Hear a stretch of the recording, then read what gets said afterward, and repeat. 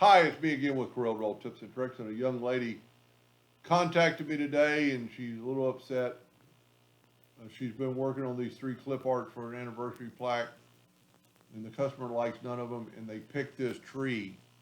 And to me, this tree is not the best tree. I would question, like some of the limbs. Um, I don't know. Anyway, how do you get this tree into a heart? I personally would make a copy of it first and move it over. Didn't have my nudge factor set high enough. And then I would take away the fill. It's already got a black outline.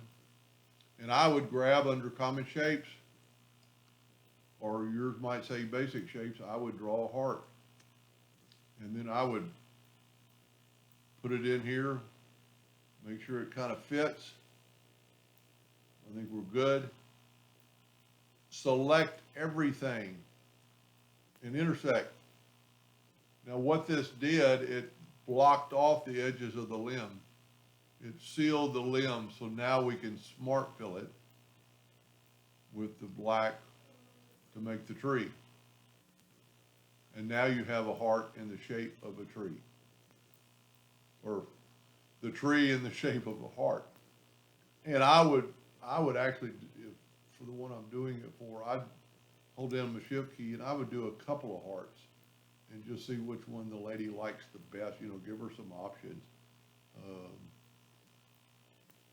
Anyway, I hope that helped a little bit. I like these. I really like these. But every customer is different. Hope that helped. Thank you for watching.